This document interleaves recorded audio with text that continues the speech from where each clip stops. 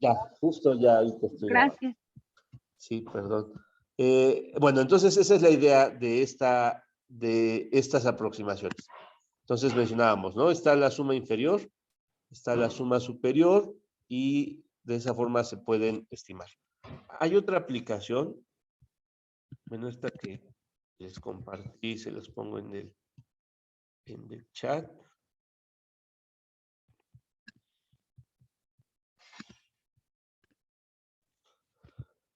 Y otra es muy parecida, nada más que el detalle es que algunos programas que desarrollan se pueden usar para distintas funciones, algunas sobre todo para polinomios y demás.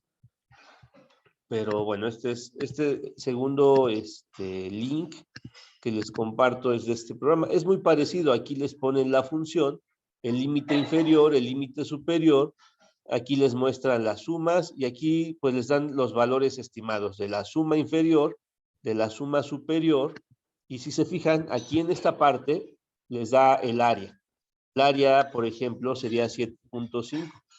Entonces, fíjense cómo la suma inferior y la suma superior, en principio, para un solo rectángulo, pues sí difieren mucho entre sí y del valor real, que es 7.5 unidades cuadradas.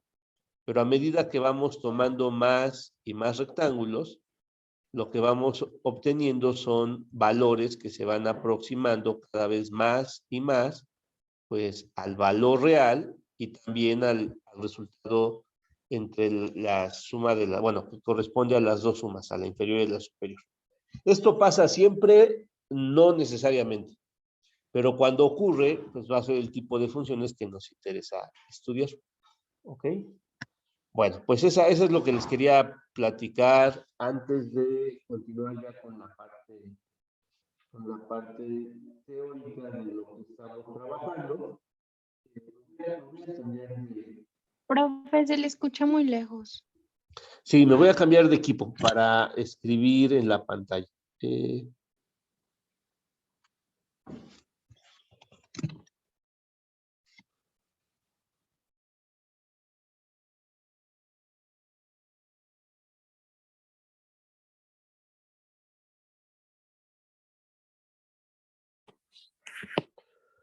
Muy bien. Bueno, entonces ahora sí, vamos a continuar.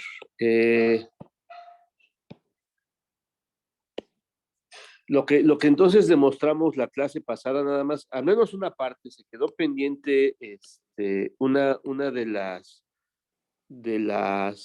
desigualdades. Decíamos lo siguiente, ¿no? Teníamos una función f que va del intervalo cerrado a, b a los reales. Esta es una función acotada. Teníamos también P y Q, particiones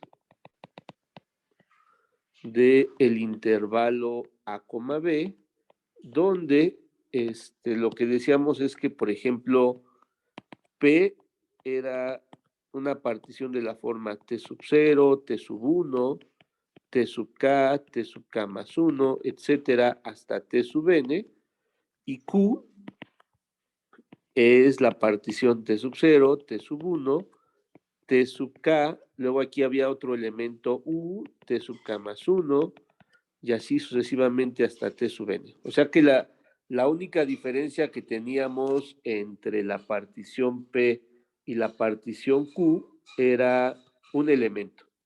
¿Ok? Nada más aquí lo voy a dibujar así, T sub 0, T sub 1, etcétera. Por aquí teníamos T sub K. Aquí arribita lo voy a poner. Por aquí está el U, que era un punto que sí tiene una partición y no tiene la otra. Aquí estaba T sub K más 1 y así sucesivamente hasta el B, que es T sub N. Entonces decíamos, y eso ya lo habíamos analizado con detalle en uno de los casos, ¿no? En el caso de las sumas inferiores. Entonces, lo que probamos es que la suma inferior de F respecto de P era menor o igual que la suma inferior de F respecto de Q.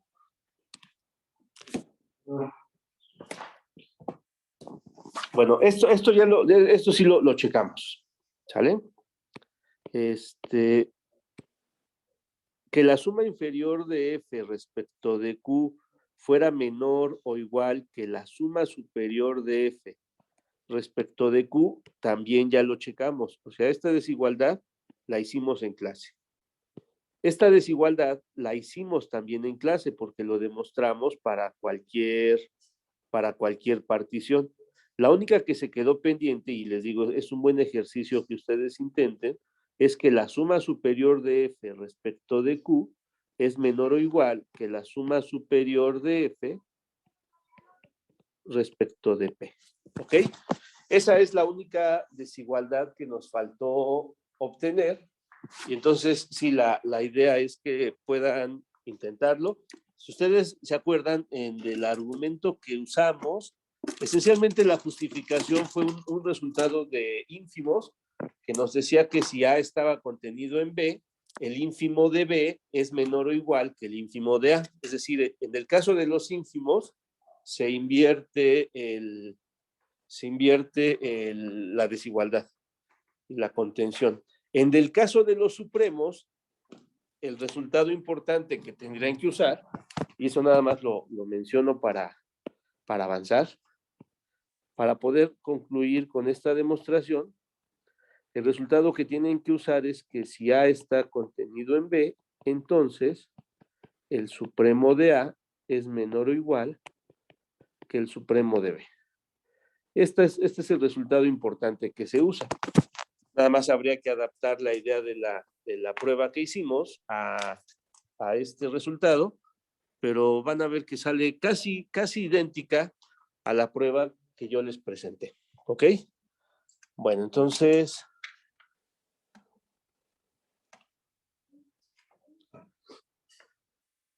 ¿qué es lo siguiente? Bueno, ahora nos interesa un caso más general. Entonces, para eso necesitamos definir lo que significa un refinamiento de una partición dada. ¿Ok? Entonces, paso a inicio con esta definición. Entonces, la definición dice lo siguiente, dice, sean P, Q particiones del intervalo A, B, donde nosotros sabemos que A es menor que B, ¿no? Para que sea un intervalo que tenga más de un punto. Bueno, entonces diremos que Q es un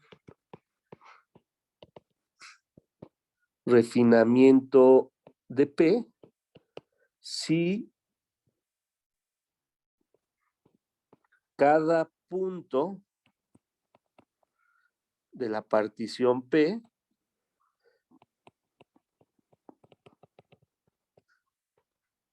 es un punto de la partición Q. Es un punto de la partición Q. ¿Ok? Entonces, eso significa que sea un refinamiento. O sea, fíjense que las particiones nosotros las asociamos o las identificamos con los puntos, no con los intervalos que se forman, sino con los puntos. Entonces, cuando pensamos en particiones, pueden pensar en puntos o en sucesiones de puntos, como los dibujamos acá. ¿Sale? Entonces, decimos que Q es un refinamiento de P si todos los elementos que estaban en P están en Q y posiblemente Q tenga más puntos. ¿Ok? ¿En qué sentido decimos que es un refinamiento? Bueno, primero una observación.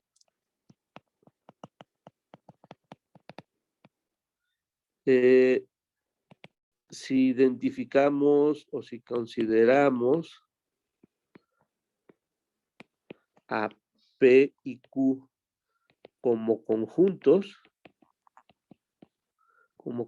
que les decía que a veces también lo que hacen en ocasiones es definir la partición como un conjunto de puntos, entonces Q es un refinamiento, Q es un refinamiento de P, si P está contenido en Q. O sea, si lo piensan no como una sucesión de puntos, sino como un conjunto de puntos, ser un refinamiento es que contiene a la otra partición. Entonces, ¿qué es lo que está ocurriendo? Pues que aquí tenemos A, aquí tenemos B. Recuerden también que toda partición del intervalo AB tiene que tener al punto A y al punto B. Es decir, cualquier partición por lo menos tiene a los puntos A y B. Entonces, la partición P, la voy a dibujar en azul, podría consistir de los puntos que estoy marcando en azul. ¿Ok? Y voy a poner también A y B en azul porque son puntos de la partición. Entonces, su partición P tiene estos puntos en azul. Para que Q sea un refinamiento de P, el Q, además de los puntos que están en azul, debe tener posiblemente o tiene otros puntos, pero sí tiene en principio a todos los que están en azul. O sea, lo que no se vale en el caso de un refinamiento es que me olvide de algunos de los puntos. Eso no ocurre.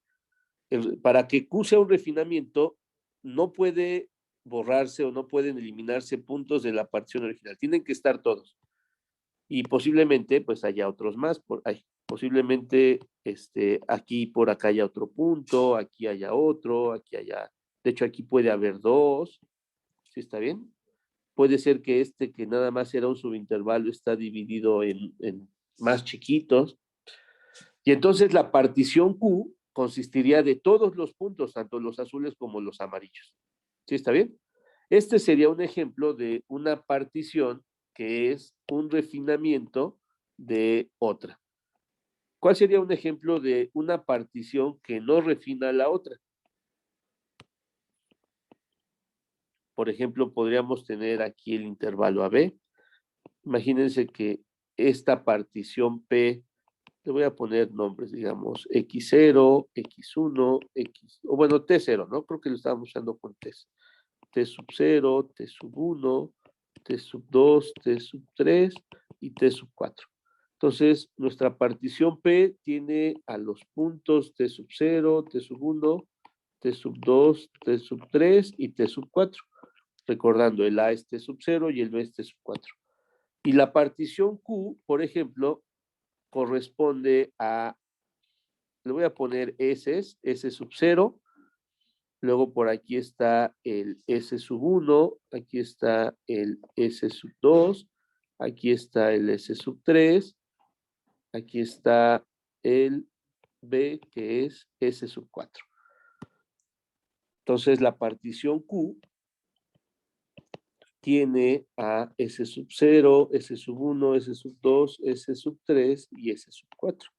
Pero claramente P no es refinamiento de Q, porque si P fuera refinamiento de Q, P tendría que tener todos los puntos que tiene Q y posiblemente otros más.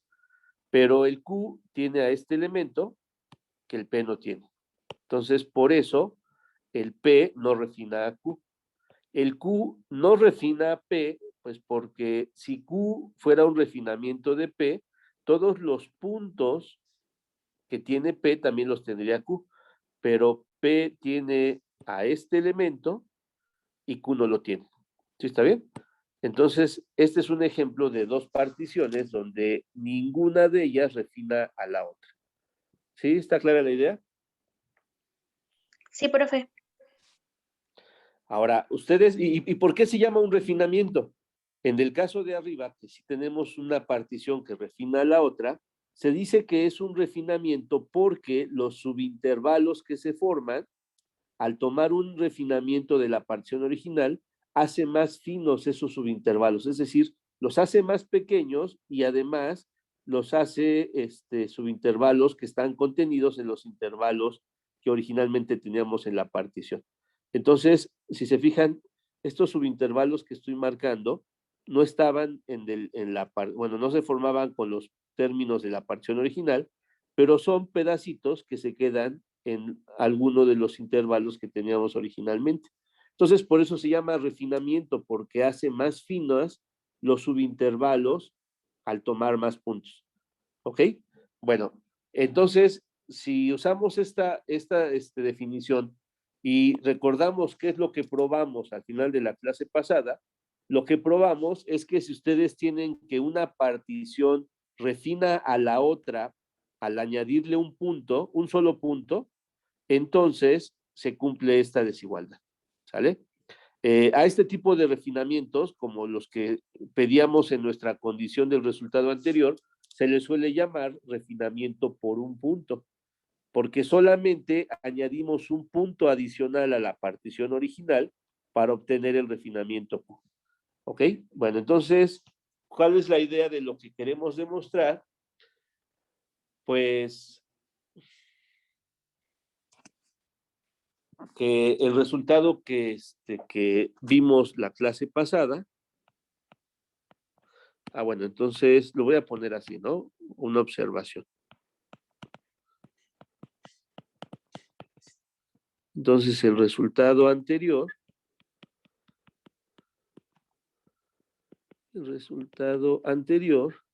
establece que si Q refina a P al añadir un punto en la partición original, en la partición P, entonces, pues L de F, P es menor o igual que L de F, Q es menor o igual que U de F, Q y es menor o igual que U de F, P. Nada más estoy reescribiendo lo que ya habíamos obtenido, pero hablando aquí de refinamientos por un punto. Entonces, el lema, que esta prueba ya va a ser esencialmente una prueba que se va a poder decir en 2 líneas, pero bueno, la idea es que lo pueda, bueno, vamos a dar una idea o un bosquejo de cómo hacerlo, pero también para poner en práctica los resultados que ustedes utilizaron en sus cursos de teoría de ecuaciones, por ejemplo, vamos a ver cómo tendríamos que demostrar este resultado. Entonces, dice lo siguiente. Si P y Q, bueno, si sea F, sea F, una función que va del intervalo cerrado A, B a los reales, una función acotada, tenemos una función acotada. Entonces, si P y Q son particiones de el intervalo cerrado A, B. Si P y Q son particiones del intervalo cerrado A, B y Q refina a P, es decir, o bueno, Q es un refinamiento de P, mejor lo pongo, y Q es un refinamiento de P, entonces,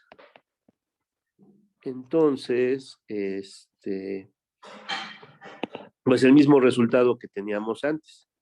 La suma inferior de F con respecto de P es menor o igual que la suma inferior de F con respecto de Q es menor o igual que la suma superior de F con respecto de Q y es menor o igual que la suma superior de F con respecto de P.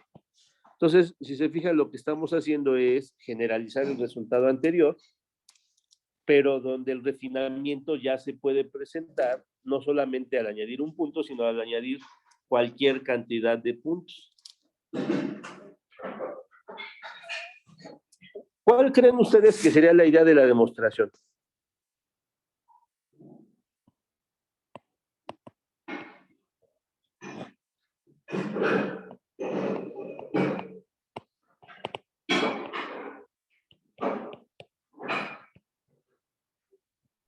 Demostración directa.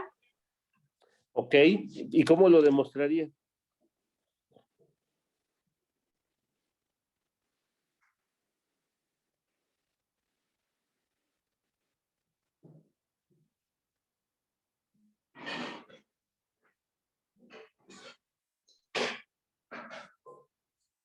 ¿Alguna idea para resolverlo?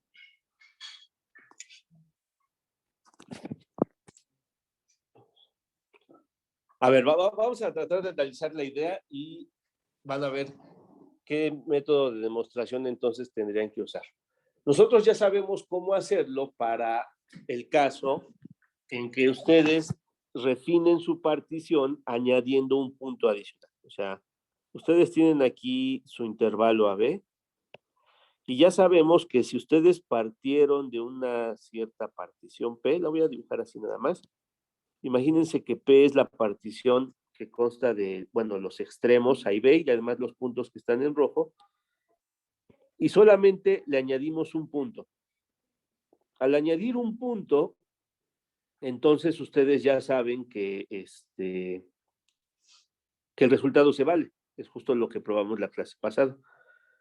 Pero imagínense que su partición se obtiene, su refinamiento se obtiene añadiendo 2 puntos. ¿Ok? O sea, añadimos, de hecho lo voy a poner en 2 colores diferentes. Añadimos el punto verde y el punto amarillo. ¿Ok? Entonces, la partición P, lo voy a poner así, la partición P es la que tiene los puntos en rojo, la partición Q es la que tiene todos los puntos en rojo y el punto en verde, y la partición R, que es al final, bueno, a lo mejor le voy a poner aquí P sub P asterisco, ay, no tenía el color verde. La partición P asterisco es la que se obtiene solo añadiendo el punto verde, y la partición Q, que es la que al final me interesa, es la que se obtiene añadiendo el punto verde y el punto amarillo. ¿Ok? Entonces, para pasar de P a Q, para pasar de P a Q, añadimos no solamente un punto, sino que añadimos 2. ¿Ok? ¿Sí está clara la idea? Sí, profe. ¿Qué harían en ese caso para demostrar?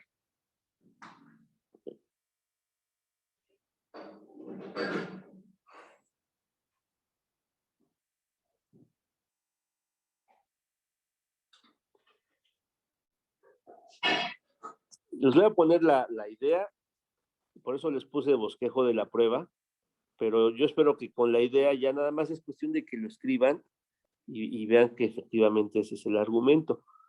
Pero pues lo podemos hacer en 2 pasos, ¿no?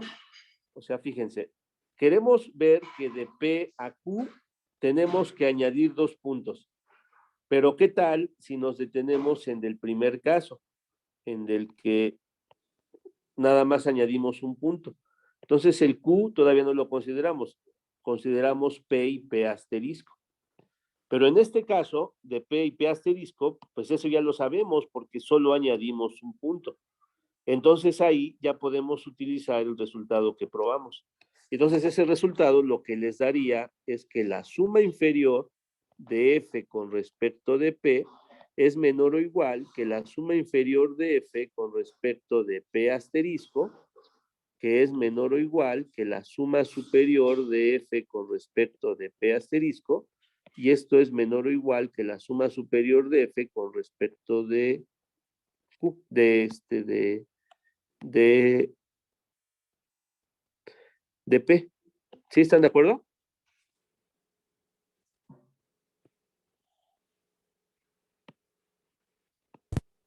Sí, profe. Sí, profe.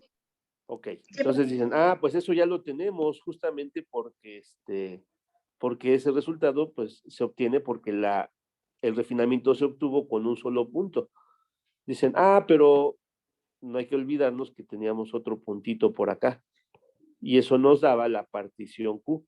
Dicen, pero bueno, ahora olvídate ya del P, ahora trabaja con la partición P asterisco y Q. Para pasar de P asterisco a Q, solo añadimos un punto.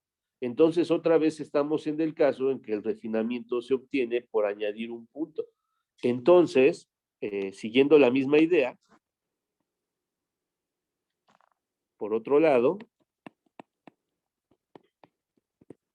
pues lo que tenemos es que para P asterisco y Q se cumple una desigualdad parecida. Se cumple que la suma inferior de F respecto de P asterisco es menor o igual que la suma inferior de F respecto de Q. Recuerden que las sumas inferiores se van haciendo más grandes a medida que la partición es más fina, o sea que refina a la otra.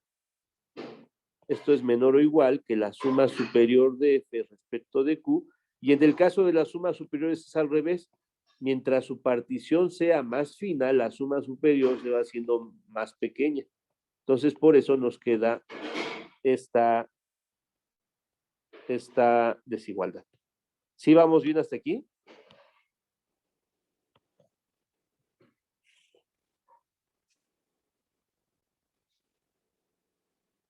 Sí, profe. Sí, Pero profe. fíjense que esta parte que está aquí, este valor es este que está aquí es este, y entonces esto que está aquí en medio, pues es mayor o igual que este valor y menor o igual que este. Entonces, combinando las desigualdades anteriores,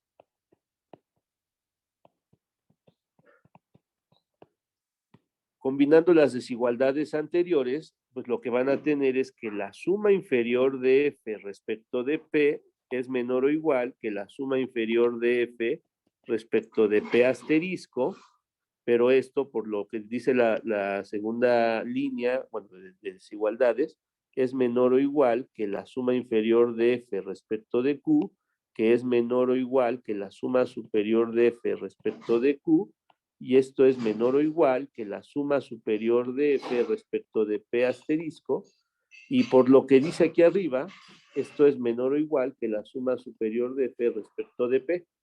Entonces, las únicas desigualdades que les interesan de todas estas son esta de aquí, estas dos y esta de acá. Y entonces, por tanto, esto no es una prueba, nada más es una idea de lo que estamos haciendo.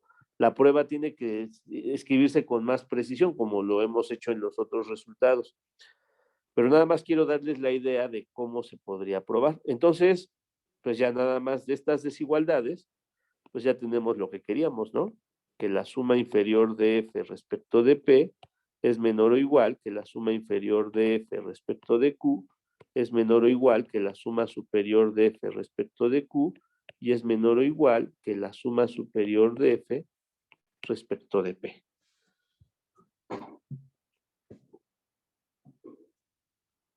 Sí, ¿están de acuerdo con el argumento? Bueno, con la idea del argumento.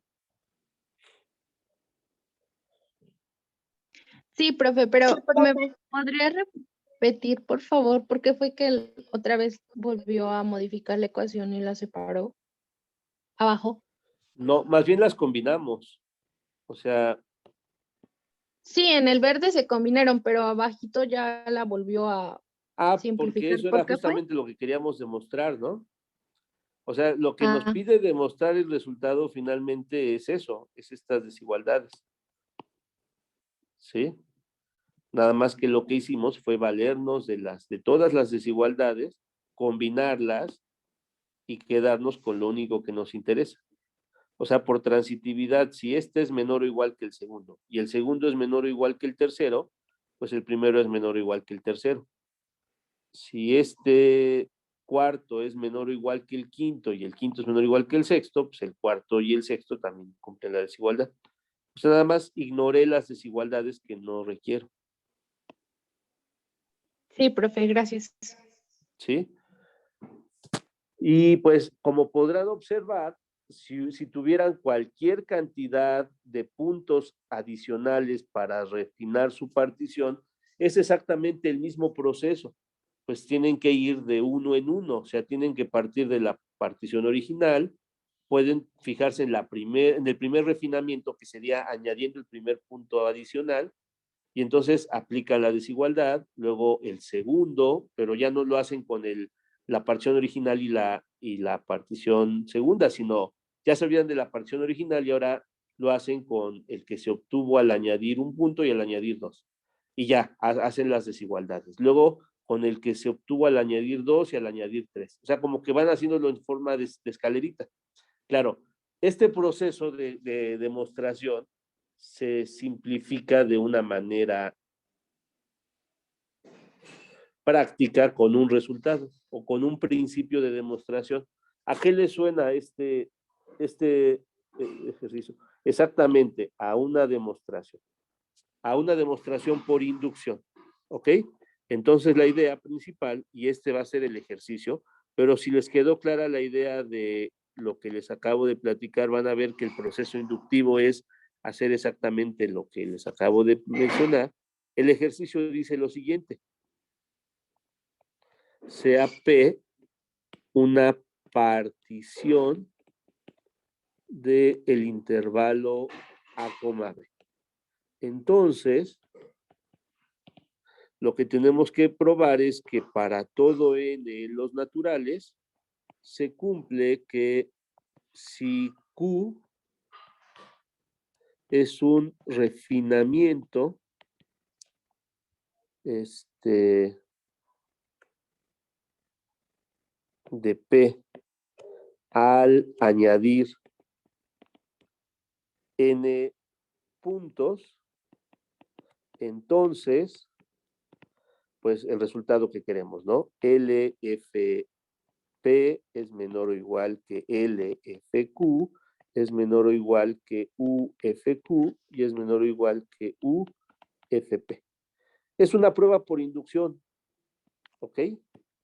Entonces,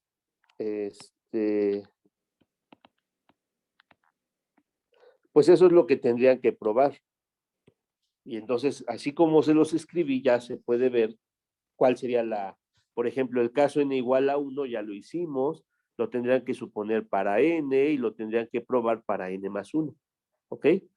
Inténtenlo. Vamos a hacer una cosa. Este ejercicio se los voy a dejar, o sea, esencialmente el argumento que les acabo de presentar es el que se tendría que aplicar tantas veces como sea necesario, pero pues esa formalización de hacerlo tantas veces como sea necesario, pues nos lo garantiza este principio de inducción matemática.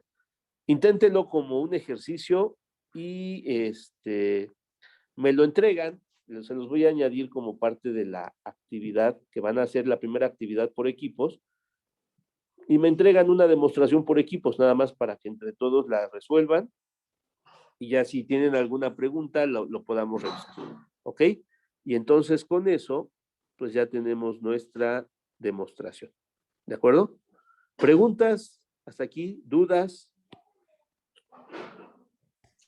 Profe, entonces nada más tenemos que entregar este ejercicio, ¿no? Bueno, yo les voy a subir la actividad y en la actividad incluyen la demostración de este ejercicio. ¿Sale? Sí, nada más este ejercicio. De nada. Bueno, una proposición que también se puede verificar sin problema.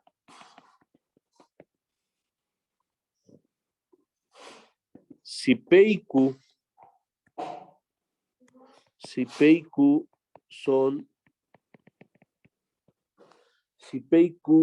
particiones del intervalo AB. Si P y Q son particiones del intervalo AB, entonces la partición P unión Q, que consiste de todos los puntos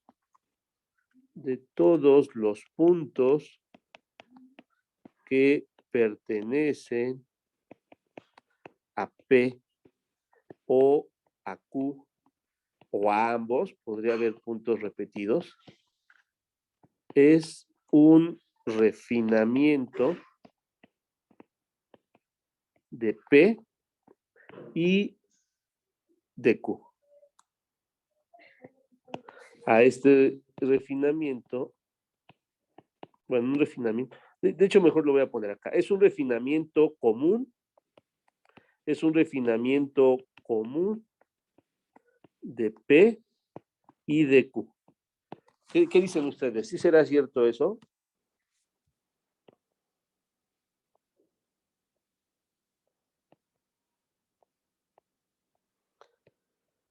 tienen su intervalo AB. Recuerden, una partición es decir, voy a considerar ciertos puntos y pues ya en el proceso esos puntos me van a partir mi intervalo original en subintervalos más pequeños.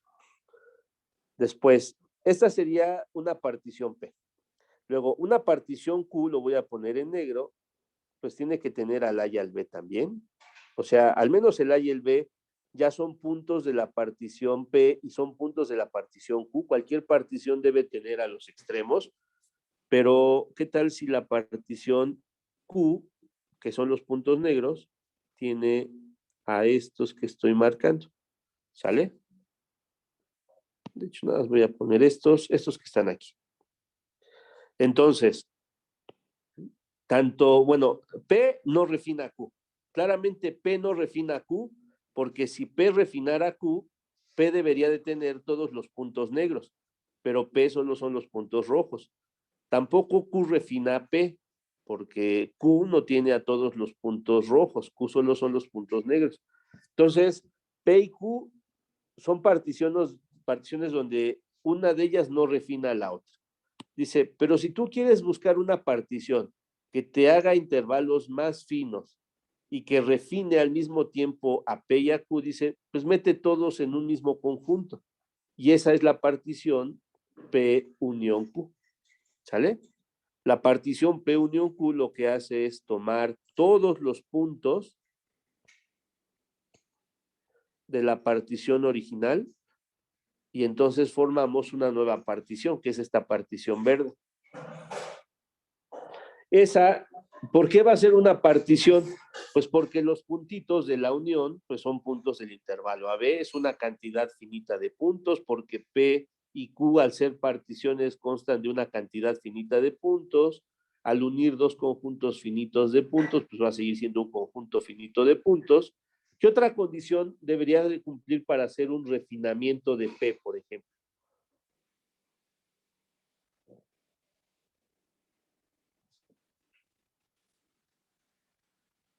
Si lo ven como conjuntos. Que la unión esté contenida en Que P. tiene que estar ahí. Que debe contener a la unión, ¿no? O sea, digo, que debe estar contenida en la unión para que el P unión Q refine a P, todos los puntos de P tienen que estar aquí, pero claramente están, ¿no? Porque aquí unimos todos los puntos. Entonces, P unión Q refina a P, porque todos los puntos de P están en la unión. ¿Sí? ¿Sí está clara la idea? Recuerden, cualquier duda que tengan, me pueden parar en seco, me pueden preguntar y resolvemos las dudas. Yo voy avanzando entendiendo que si no me preguntan es porque todo está quedando claro.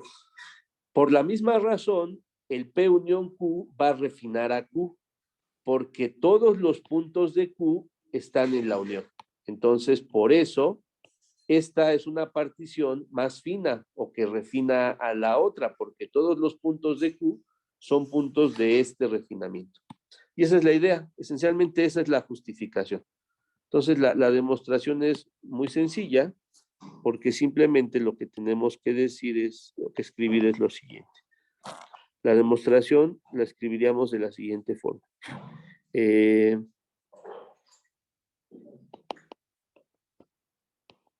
Se cumple que P unión Q es una partición,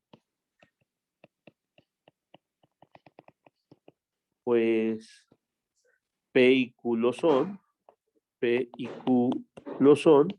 Además, como P y Q tienen un número finito de puntos, como P y Q tienen una cantidad finita de puntos,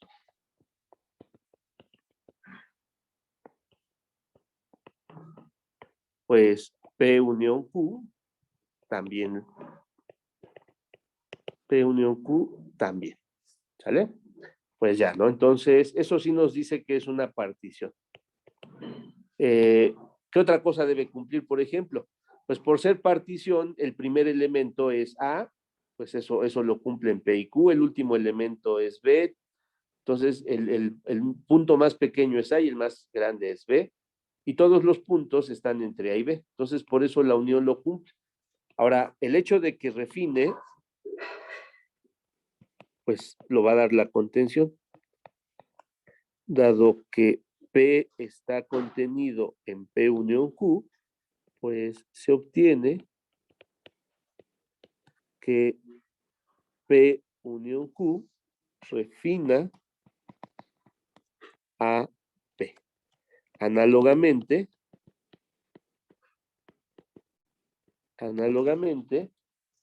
dado que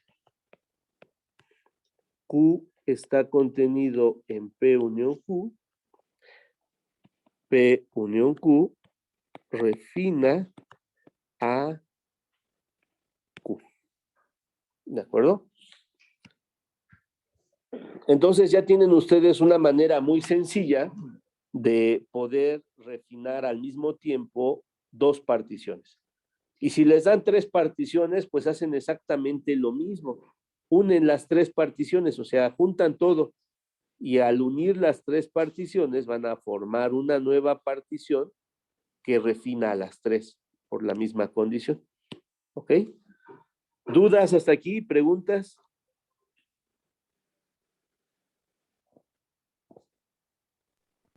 Entonces lo refina porque contiene a Q, tanto como contiene a P, ¿no? Entonces hay más puntitos y por eso refina la unión de P y Q a Q, ¿verdad? O a P. Sí, hay más puntitos, o sea, tiene todos los que tienen P, posiblemente tenga más, pero todos los que estaban en P están en la unión. Sí. Y lo mismo con Q, todos los que están en Q están en la unión. Recuerden, el refinamiento necesita eso, que todos los puntos de una partición estén en el refinamiento. Si hubiera uno solo que está en Q y no está en el que decimos que es el refinamiento, ya no es un refinamiento. ¿De acuerdo? Sí, profe, ¿le podría regresar un poquito a la diapositiva anterior, por favor? Sí, claro. Bueno, entonces, este resultado, que igual, si se fijan, la demostración o la idea de la prueba no es complicada, nos va a permitir demostrar un teorema importante. Ya, perfecto, gracias. Sí, nada, antes de demostrarlo, vamos a ver un ejemplo. Un ejemplo para ir identificando qué está ocurriendo. Vamos a pensar en P, por ejemplo. Lo voy a poner como conjunto, aunque recuerden que también lo podemos poner como sucesión, así entre paréntesis. Vamos a pensar en P que tenga al 0, al 1/3, al 1/2, al 1 y al 2. Y Q que tenga al 0, al 1/4, al 1/2, al 3/2 y al 2. Entonces, P y Q, recuerden, esta idea de verlos como conjuntos o como sucesiones, las vamos a poder estar usando indistintamente, pero si quieren lo ponemos como lo habíamos escrito aquí. Nada más que a veces el ponerlo entre paréntesis no nos puede dar una idea de que son como vectores, pero no, en realidad son sucesiones. ¿Sale? Es como enlistar a los elementos. Entonces, P y Q son particiones del intervalo 0,2. Sí, ¿verdad? O sea, si se fijan, el extremo izquierdo es 0 y el extremo derecho es 2, en los dos casos. ¿Sí está bien? P no refina a Q. ¿Por qué razón P no refina a Q? Porque no contiene todos los elementos de Q. Por ejemplo, ¿cuál? Por ejemplo, un tercio. Un cuarto. Un Pero cuarto. recuerden, para que P refine a Q, todos los elementos de Q tienen que estar en P. Entonces, hay que evidenciar uno de Q que no está en P, sería un cuarto.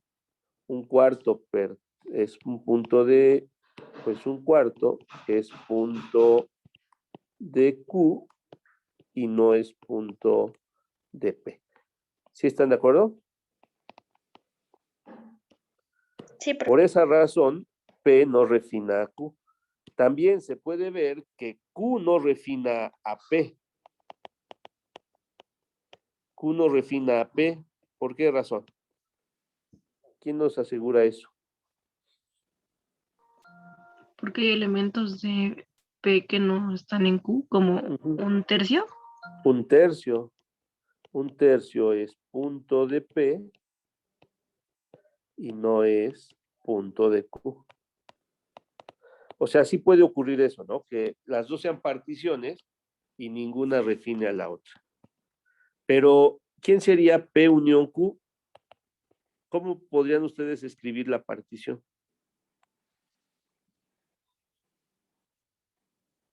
Pues empezarían con el 0. un tercio, Pero sería un primero un cuarto, ¿no? Recuerden, si lo ponemos entre tercio. paréntesis, tiene que ser en orden creciente. Sería 0, un cuarto, un tercio, un medio, Un medio, 1 1, 3 medios y 2. y 2. Y pues claramente esta refina a P y Q. Y es lo que decimos, ¿no? Refina a P y refina a Q. Entonces, pues es lo que el teorema nos demostraba, que siempre ustedes pueden unir 2, pueden unir 3, los que quieran, y obtienen una partición más fina que las particiones que unieron. Bueno, esta es la idea esencial de lo que estamos haciendo al tomar la unión. El teorema que les quiero presentar, que es un teorema muy importante y vamos a ver por qué nos va a acercar a lo que queremos, es lo siguiente. Dice, sean igual, ¿no? Bueno, es lo mismo que teníamos. Tomamos f, una función que va del intervalo cerrado a, b a los reales, una función acotada, y sean p, q particiones de el intervalo a, b. Fíjense que aquí ya son cualesquiera particiones. Entonces, lo que se puede probar es que la suma inferior de f respecto de p es menor o igual que la suma superior de f respecto de q. Si nosotros lo analizamos, pues como que sí tiene sentido lo que nos está diciendo, porque pues la idea que estábamos haciendo era la siguiente. Ustedes tienen aquí el intervalo AB, teníamos aquí nuestra función, quién sabe cómo se comporte. Entonces, pues lo que hacíamos era partir el intervalo AB, o sea, tomamos una partición, por ejemplo, voy a tomar esta partición en amarillo, y si pensamos en la suma inferior, pues era tomar los rectangulitos con altura el ínfimo, que más o menos se vería así, algo de esta forma. Este más o menos está por acá.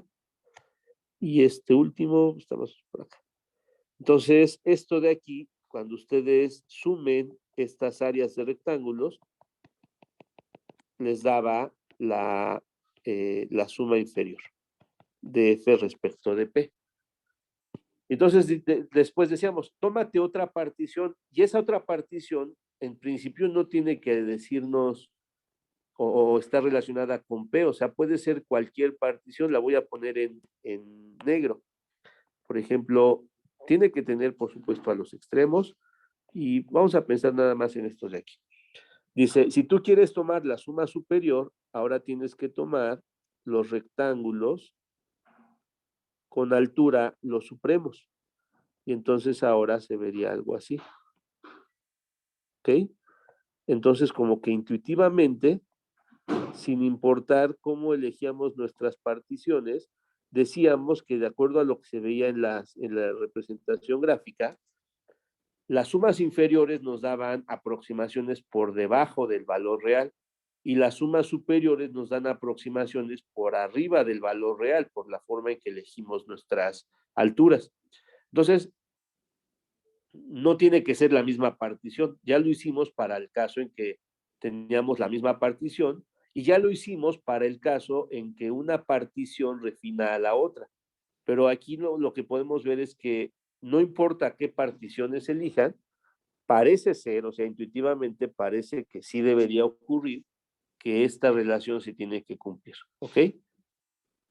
Bueno, pues la demostración es muy sencilla, pero es necesaria porque esta idea gráfica y esto que les presento no es una prueba, nunca va a ser una prueba, pero es una idea de que, pues intuitivamente sí tiene que ocurrir lo que decimos.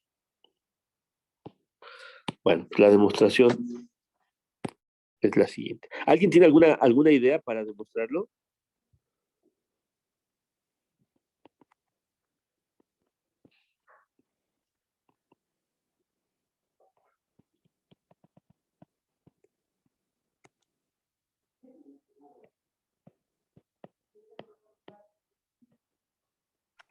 Yo creo que sale directo. ¿Cómo lo harían? Directo.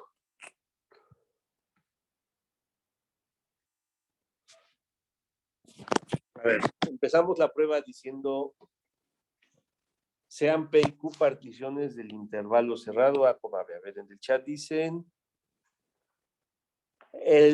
dice que hay, bueno, como que habría que usar una partición auxiliar. ¿Y cuál creen ustedes que nos sirva?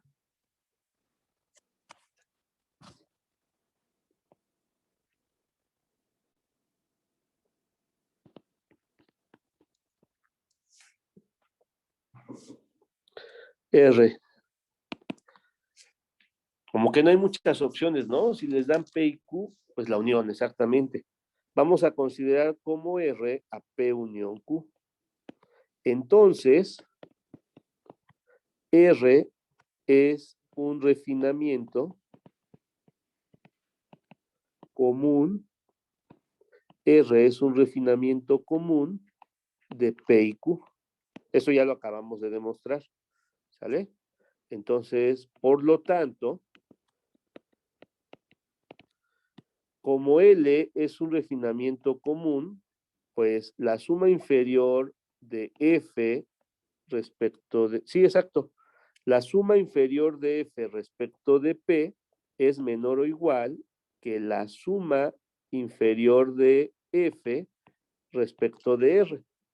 ¿Sí está bien?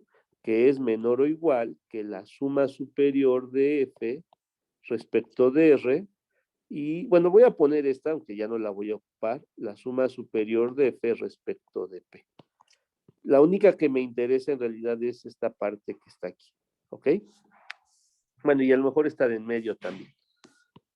Y una segunda condición, pero ahora aplicada a Q, porque no solo refina P, también refina Q, es que la suma inferior de F respecto de Q es menor o igual que la suma inferior de F respecto de R, que es menor o igual que la suma superior de F respecto de R, que es menor o igual que la suma superior de U, digo, la suma superior de F respecto de Q. ¿Sí? ¿Sí? ¿Está clara la idea? Y pues ya nada más hay que combinarlo, porque fíjense, por una parte, la suma inferior de F respecto de P es menor o igual que la suma inferior de F respecto de R, y esto es menor o igual que la suma superior. Y si ahora se fijan abajo en la parte que está aquí, o ignoren lo primero, estos dos son los mismos. Entonces, pues aplicando transitividad, este de acá es menor o igual que la suma inferior de F respecto de R, que es menor o igual que la suma inferior, digo, superior de F respecto de R, que es menor o igual que la suma superior de F respecto de Q. Y pues ya, ¿no? Ya tenemos el resultado. ¿Sí? Entonces, combinando lo anterior,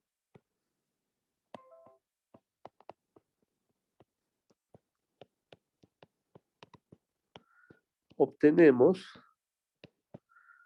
y ya nada más lo escribo, La suma inferior de F respecto de P es menor o igual que la suma inferior de F respecto de la unión es menor o igual que la suma superior de F respecto de la unión, y esto es menor o igual que la suma superior de F respecto de Q.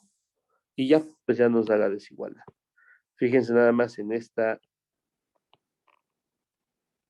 partecita de las desigualdades y ya tenemos el resultado. ¿Dudas con esta demostración? ¿Preguntas?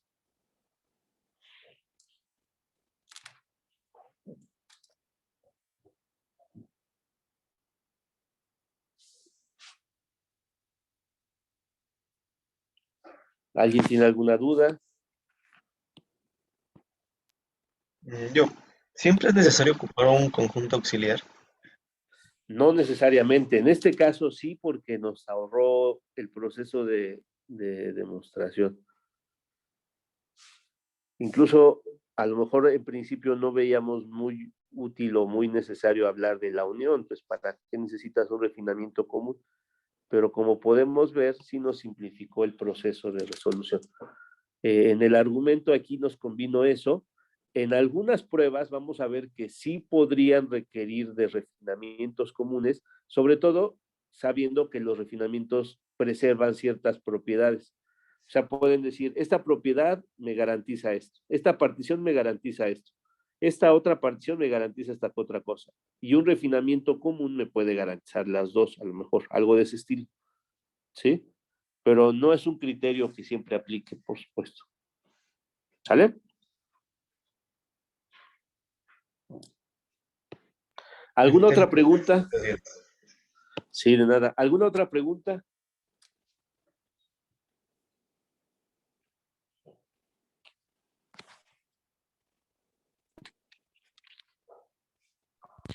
Perfecto, claro, creo. Ok. Bueno, ya nos estamos acercando. En realidad, a lo mejor todavía esto no se le ven cómo nos va a llevar a la idea de integral, pero ya estamos muy cerca. Fíjense entonces hasta ahora qué es lo que tenemos. Consideremos, voy a ponerlo de la siguiente forma. Voy a usar esta letra L, así para distinguirla de la L que hemos estado usando. Bueno, suponiendo, vamos a empezar así. Supongamos que F, que va del intervalo A, B a los reales, es acotada. ¿De acuerdo? Y defínanse. Voy a ponerlo con esta letra que les decía que para distinguirla de los otros, de la L que usamos para suma inferior. Que sea el conjunto de todas las sumas inferiores de F respecto de P, tal que P es una partición del intervalo AB. O sea, imagínense que pueden meter en una bolsa todas las sumas inferiores. O sea, se toman cualquier partición, calculan la suma inferior de F respecto de esa partición, ven qué numerito les da. Recuerden que todos estos son números, al final esto es un subconjunto de los reales, porque las sumas inferiores y las sumas superiores, ya fijando la partición, les va a dar un número, y vamos a considerar ahora U, digamos, el conjunto de todas las sumas superiores, donde P es una partición. ¿De acuerdo? Otra vez, este es un subconjunto de números reales. ¿De acuerdo? Es más, déjenme modificarlo aquí, perdón, para que hagamos explícito que es respecto de la función f. Le pongo L de f y U de f, así. Yo creo que esto va a ser más preciso porque aquí ya estamos indicando que es el conjunto de sumas inferiores respecto de f y cualquier partición y de sumas superiores. ¿De acuerdo?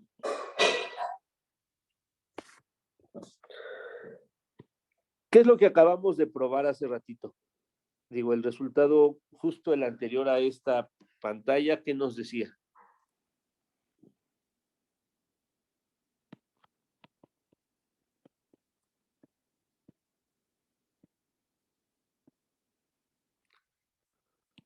Ajá.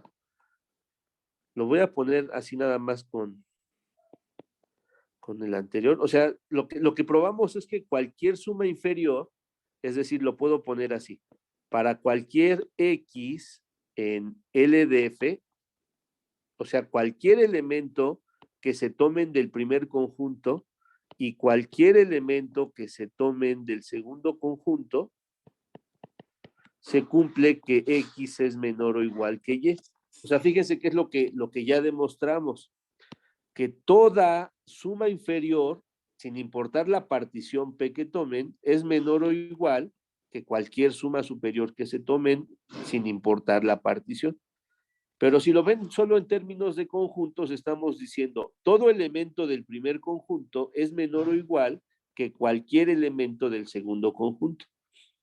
Y no sé si se acuerden de un ejercicio de la tarea que les decía qué ocurría bajo estas condiciones.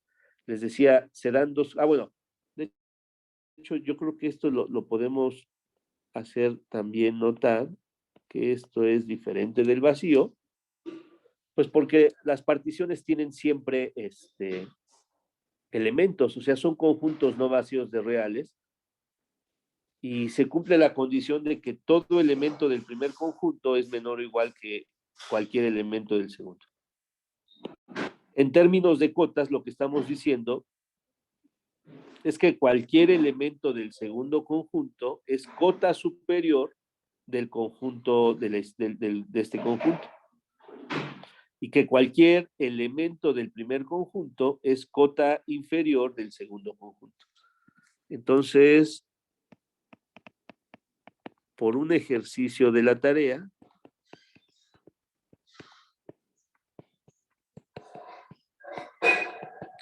¿qué ocurría? ¿Se acuerdan? A ver si me ayudan. ¿Qué nos garantizaba el ejercicio de la tarea?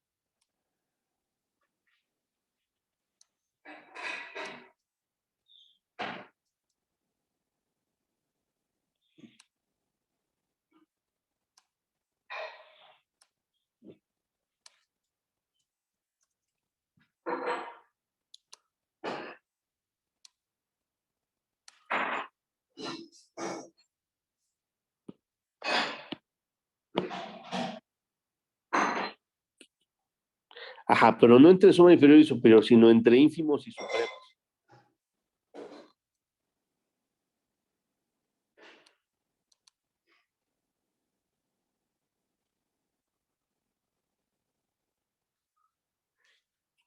Ajá, pero más que uno era supremo y uno era ínfimo, ¿no? Es casi lo que nos ponen en el chat, pero lo que nos aseguraba era lo siguiente. El conjunto LDF admite un supremo. ¿Ok? El conjunto UDF admite un ínfimo. Y el segundo es que el supremo del primero es menor o igual que el ínfimo del segundo. Eso es lo que dice el ejercicio de la tarea.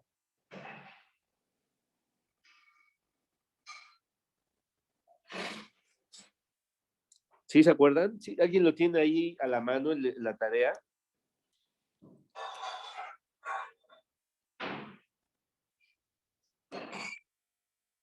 Si se preguntaban para qué esos ejercicios o qué relevancia tendría hacerlos si el tema es supremo y no es integrales, pues aquí pueden ver que esencialmente es porque la definición de sumas y demás nos están llevando a hablar de ínfimos y de supremos. Que les menciono, es el ejercicio 6. Existen el supremo del conjunto A y existe el ínfimo del conjunto B y se da esta desigualdad, ¿ok? Entonces,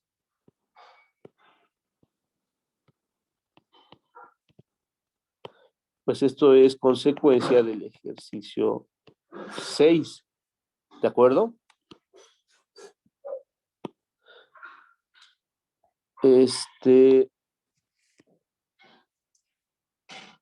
Bueno, y entonces eso, ¿por qué nos sirve?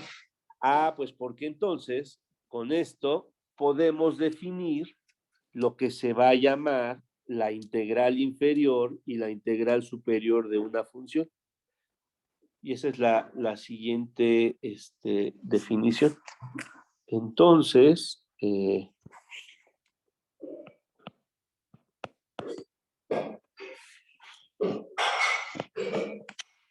tómense F una función del intervalo cerrado A, B a los reales, una función acotada.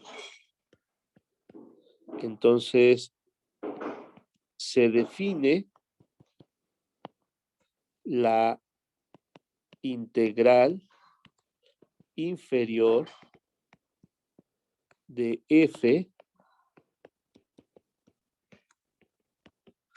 denotada por, lo voy a poner así, integral inferior de F o integral de A B inferior de F, o también a veces nada más le ponen como L de F de la siguiente forma.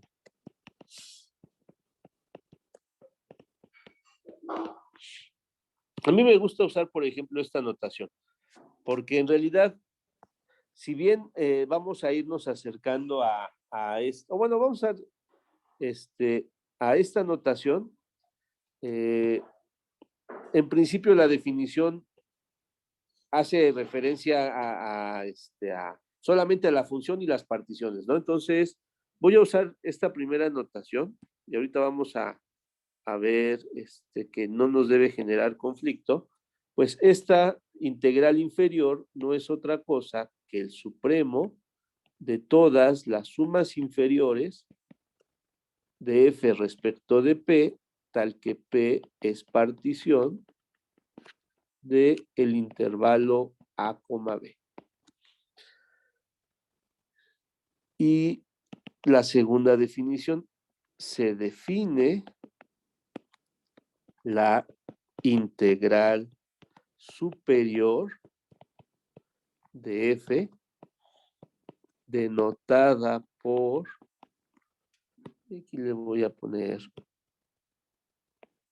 una integral, aquí le ponemos una rayita arriba, integral superior de F, o pues lo pueden poner así, la integral de AB de F o U de F de la siguiente forma.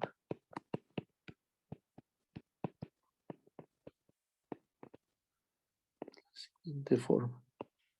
La integral superior de F va a ser el ínfimo de las sumas superiores de F respecto de P, tal que P es una partición del intervalo A, B. ¿Ok?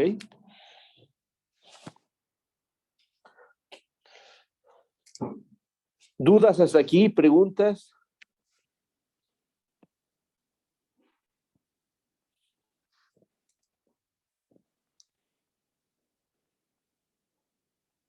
¿Alguien tiene alguna duda? Profe, ¿Sí? no sé si esto lo podemos interpretar geométricamente. Sí, claro. ¿Se acuerdan cuál era la idea que les puse al inicio de la sesión cuando veíamos qué pasaba con los rectángulos? ¿Se acuerdan que cuando tomábamos los rectángulos inferiores, a medida que tomábamos más y más rectángulos, la aproximación se iba dando de mejor forma? ¿Sí? Si ustedes hacen este proceso como se veía ahorita si quieren lo vuelvo a poner. Si ustedes hacen ese proceso de ir tomando particiones cada vez más y más finas, lo que van haciendo es que se van aproximando cada vez más a este supremo. ¿De acuerdo? El supremo finalmente es eso. El supremo es el valor que es cota superior de todas las sumas inferiores, pero la más pequeña de las cotas. Entonces, esta integral es el supremo porque a medida que toman particiones más finas, nos íbamos acercando con áreas más cercanas que iban creciendo. En el caso de la integral superior, pasaba lo contrario. Si ahora tomaban los rectángulos externos, o sea, donde las alturas las determinaban los supremos, a medida que las particiones se iban haciendo más finas, recordarán que las áreas se iban haciendo más pequeñas y cada vez se van a ir acercando al ínfimo de ese conjunto. ¿Sí está bien?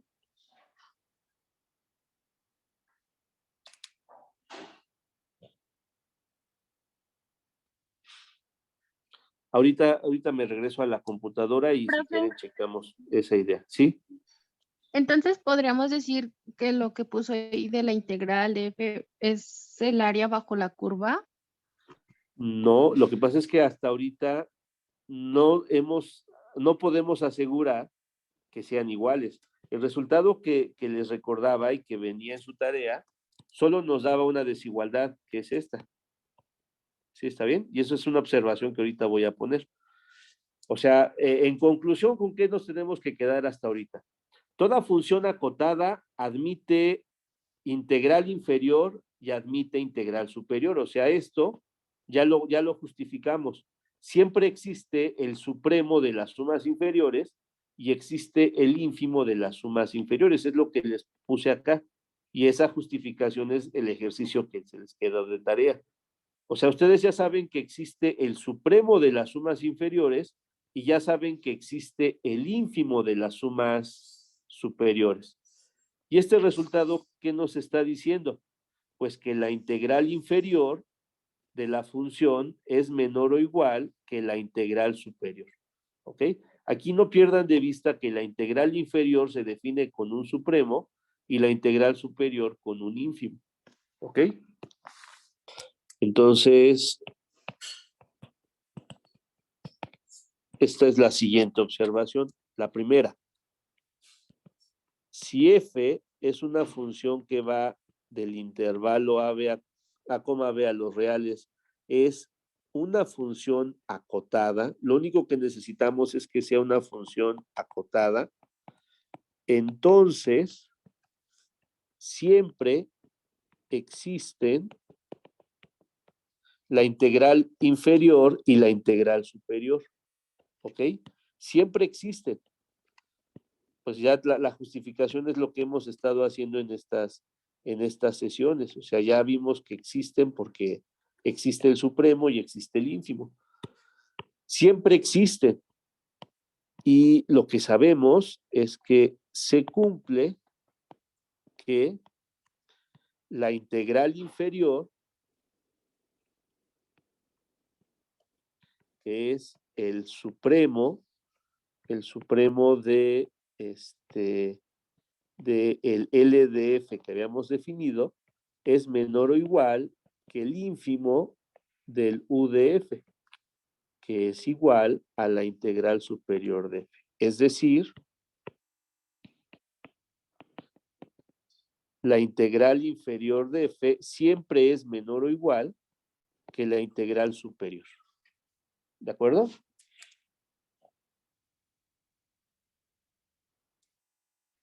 ¿Sí? ¿Sí? ¿Queda clara la idea?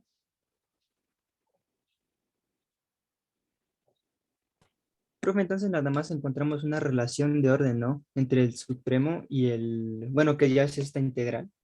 Entre la Y integral el, inferior y la integral superior. ajá, Sí, exacto. exactamente. O sea, es lo más que podemos asegurar. Esto siempre pasa. No importa qué función se tome. Siempre y cuando partamos de que sea acotada. Si su función es acotada, siempre pasa esto. Pero la desigualdad puede ser estricta o puede ser una igualdad. Bueno, pues ahora sí ya podemos definir cuándo una función va a ser integrable. Y una función va a ser integrable cuando la desigualdad en realidad sea una igualdad. Entonces, sea f una función que va del intervalo a, b a los reales, una función acotada. con A menor que B. Entonces, diremos que F es, entre paréntesis le voy a poner Darbox. A veces omitimos el Darbox porque como que es lo más usual de referirse a integrable con esta idea, pero conviene ponerlo porque vamos a ver que después hay algo que se llama sumas de Riemann, entonces ahí podríamos hablar de Riemann integrable. Entonces, vamos a decir que F es, que al final van a ver que es lo mismo, entonces por eso ya omitimos los apellidos ahí en la definición. Diremos que F es integrable en el intervalo A, B, si pues la integral inferior de F coincide con la integral superior de F. En este caso,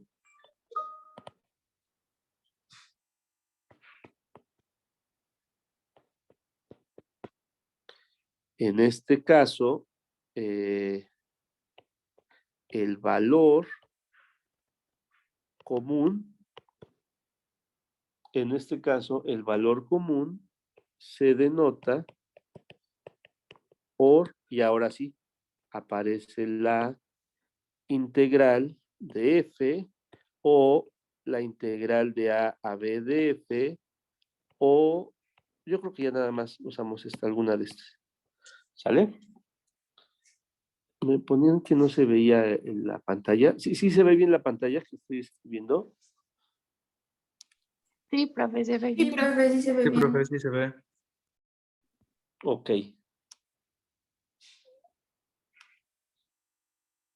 Profe, ¿Sí?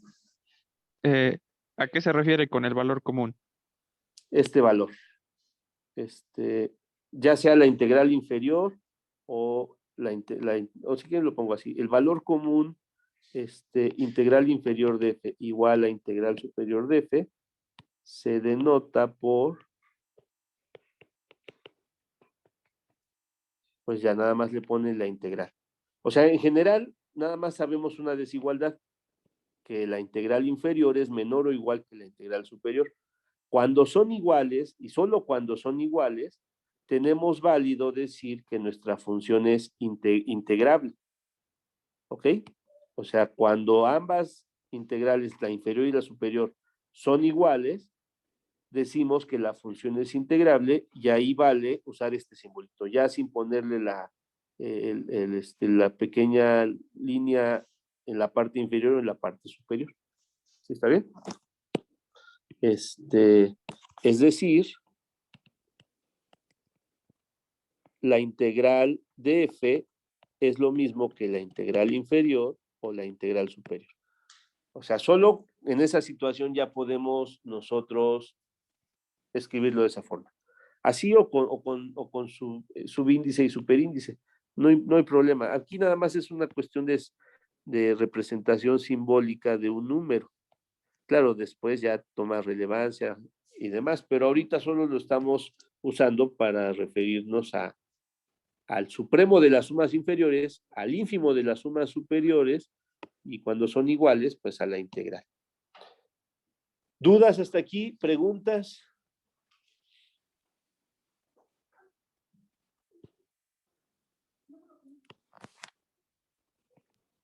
De momento ninguno. No, profe.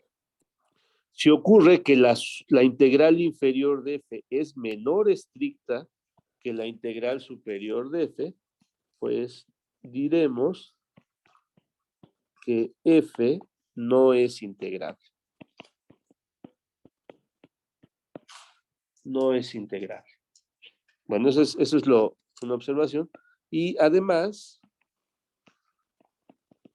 asumimos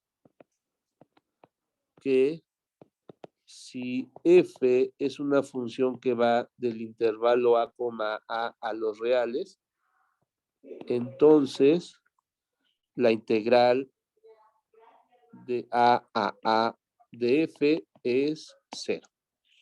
¿Sale? Entonces también vamos a añadir ese elemento. Aquí ya no le pongo que sea acotada, pues ya al ser una función solo está evaluada en un punto y su imagen tiene que ser un número real. O sea, se convierte automáticamente en una función acotada porque solo es un punto. Y ahí, pues, para extender nuestra idea de integral a funciones que estén definidas en intervalos cerrados que pueden ser un solo punto, pues ahí nuestra integral va a ser cero. ¿Sí? ¿Está bien? ¿Preguntas? ¿Dudas? Bueno, una observación. Si quieren, eso no lo voy a escribir, pero yo sé que muchos de ustedes ya han integrado anteriormente, ya han aplicado las integrales, incluso en la facultad, en algunas materias, si ya han visto aplicaciones, están muy familiarizados con la idea de escribir las integrales como la integral de AB, de F, de X, de X. Esa es una manera usual de representar en la integral, donde esta X, pues como que de manera explícita queremos decir respecto de qué variable estamos hablando al pensar aquí en nuestra función. Pero finalmente el poner f de x o el poner f de t o el poner aquí f de corazón, diferencial de corazón, pues no hace la diferencia. O sea, no hay que perder de vista lo que estamos nosotros definiendo y entonces finalmente es pues como una variable que puede tomar el nombre que nosotros queramos. Finalmente lo importante, y al menos esa es la intención en esta parte constructiva, es que no pierdan de vista pues el significado de lo que estamos nosotros definiendo. Ya más adelante, cuando queramos resolver de manera analítica algunas integrales y queramos estudiar el significado o las aplicaciones de esta idea de integral y luego lo extendamos a integrales indefinidas, seguramente sí ya estaremos usando más esa notación que típicamente nos enseñan al empezar a integrar. En muchas ocasiones, y digo, porque esa es la manera más, a lo mejor más sencilla de comenzar, partimos de las integrales pensando en que son símbolos de esta forma, ¿no? Que tienen unos valores, tienen una función, hay un diferencial y demás. Pero fíjense que nuestra idea, pues recae esencialmente en una justificación meramente geométrica hasta ahorita, pero ya este brinco que dimos al meter ínfimos y supremos, pues ya le da todavía un contexto más analítico. ¿Sale? Bueno. Profe, ¿podría regresar a la anterior, por favor? A la anterior a esta. Sí, por favor. Es esta.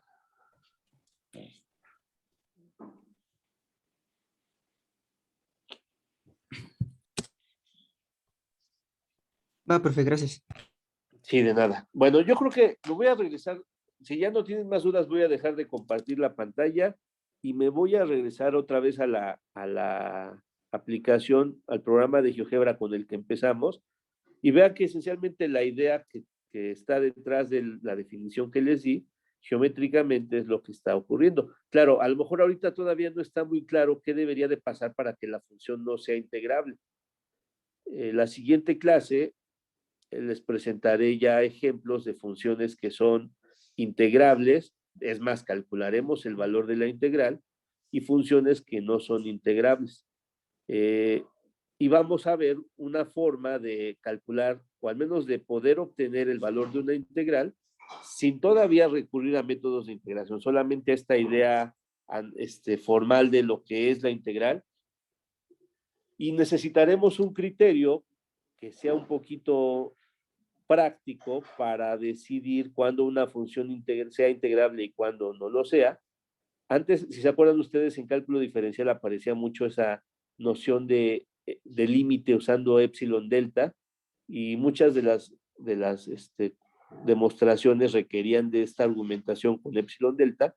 Pues vamos a ver que hay un criterio que nos dice cuándo una función va a ser integrable, también con epsilon y las particiones. Entonces, eso es lo que vamos a hacer la siguiente clase, pero me voy a regresar a la computadora y vemos ahí cuál era el significado de las integrales impropias, digo, las integrales inferior y superior como las definimos.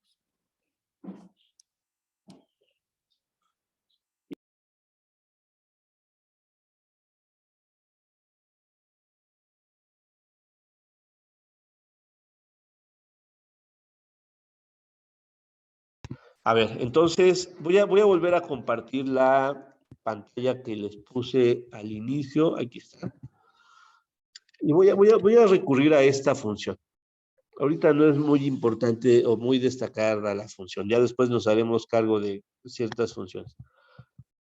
Cuando nosotros calculábamos las sumas inferiores, aquí está el valor real. El área, voy a quedarme nada más con las sumas inferiores. Nosotros queremos calcular la integral de 0 a 3. Ese es como que nuestro objetivo, ¿no? Entonces, la integral de 0 a 3 es, considera la recta x igual a 0, que es esta que está aquí. Considera la recta x igual a 3, que es esta que estoy marcando. Y pues es identificar toda el área entre la curva negra, las dos rectas naranjas y el eje X. Entonces, lo que hacemos es, pues, trabajar con las sumas inferiores. Pero la suma inferior es un número. Para una partición es esta, para otra partición nos da luego nos da este valor. Y al final lo que quisiéramos sería obtener el supremo. ¿Ok? Quisiéramos el supremo de esas sumas inferiores. Como podemos observar, a medida que vamos refinando nuestra partición, esa suma inferior va tomando valores cada vez más y más grandes. A medida que tomen particiones más finas, se van a ir acercando cada vez más al supremo de esas sumas inferiores. ¿Estamos bien? Esa sería la idea. Pero aquí son particiones muy particulares porque la longitud de los subintervalos son todas iguales y en nuestro análisis no pedíamos eso, eran particiones arbitrarias.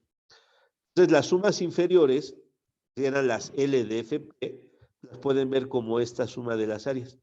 Y pues, el supremo pues es ir viendo hasta dónde me puedo ir a acercar más una cota superior y que sea la más pequeña de las cotas superiores.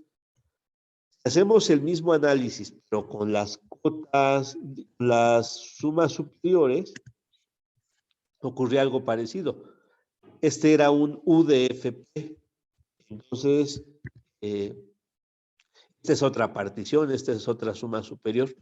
Entonces, ahora les interesaba el ínfimo, y como pueden ver, a medida que vamos refinando las particiones, esos valores se van haciendo más y más pequeños. Si ustedes lograran hacer este proceso para n's cada vez más y más grandes, pues a lo que se van a aproximar es al ínfimo de todas estas sumas. ¿Está bien? Esa sería la idea. En este caso, y eso es porque la función es integrable, se puede ver que se aproximan esencialmente a lo mismo. ¿Ok? O sea que se aproximen por abajo y tomen el supremo de lo de abajo, o se aproximen por arriba y tomen el ínfimo de lo de arriba. En el caso de esta función, que es un polinomio, se van a acercar a lo mismo. ¿Está bien? Se van a acercar al área real, que es 7.5. ¿Sí? Y por eso aquí sí vale poner esta idea de integral, porque vamos a ver que la función es integrable. ¿Ok? Entonces, pero no pasa eso para todas las funciones. Vamos a ver algunos ejemplos donde no pasa eso. ¿Cómo sabemos que esta función sí es integrable? En el términos de lo que vimos hoy, ser integrable significa que la integral inferior y la integral superior coinciden, pues porque los polinomios son funciones continuas.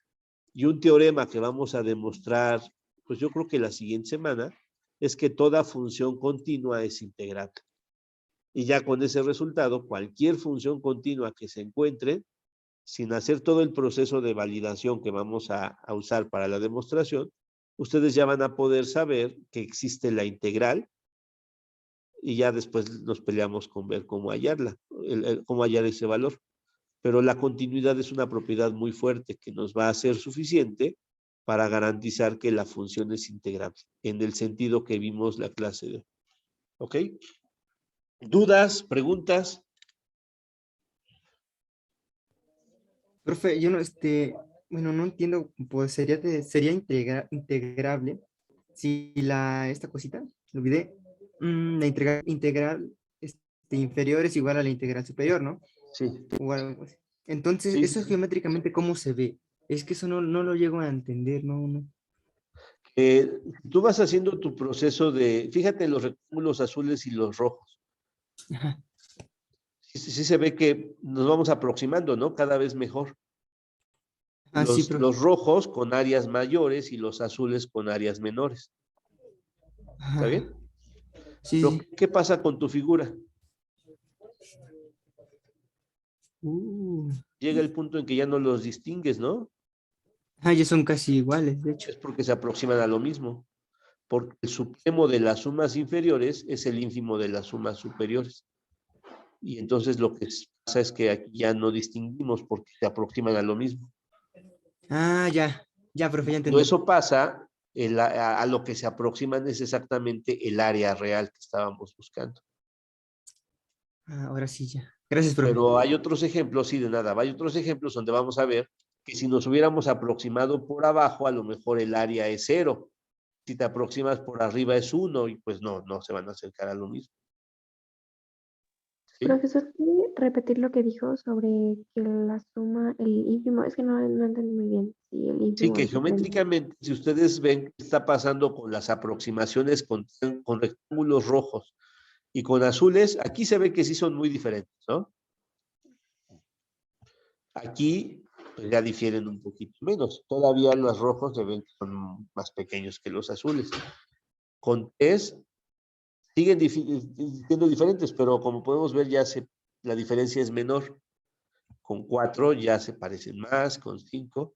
Y lo que podemos ver es que llega el punto en que ya no se puede distinguir entre las áreas de los rectángulos rojos y las de los azules. ¿Sí está bien? Sí, pero ¿por qué dijo que sucedía eso? Porque la función es integrable. Y porque el supremo de las sumas inferiores, es decir, si ustedes van sumando las áreas y se preguntan a dónde se están acercando, se van a acercar al supremo de las sumas inferiores, con lo azul, o con lo naranja. Y con lo azul se están acercando al ínfimo de las sumas superiores. Y son iguales, por eso al final, pues ya no se ve la diferencia. Y son iguales porque la función es integral. ¿Y por qué vamos a saberlo? Pues porque la función es continua. ¿Sí? Pero eso todavía no lo hemos probado, nada más es algo que podemos adelantar. ¿De acuerdo?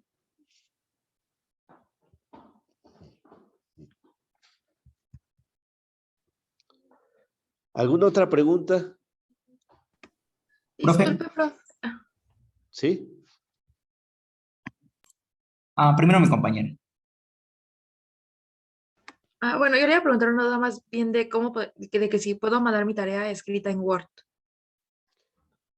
Yo preferiría que la pudieran escribir a mano. Yo sé que Está bien, profesor, gracias. pero vamos a enviarla a mano, por favor. Va a llegar el punto, pero eso va a ser más adelante, donde, por ejemplo, yo les pido a los estudiantes la tarea escrita, no en Word, escrita en algún editor de texto científico como LaTeX. Pero ahorita, para estos ejercicios, sí, envíalos, escríbanlos a mano y envíenlos, por favor. Sí. Gracias, profesor. En relación con la tarea, ¿cómo va con su tarea? Bien, profe.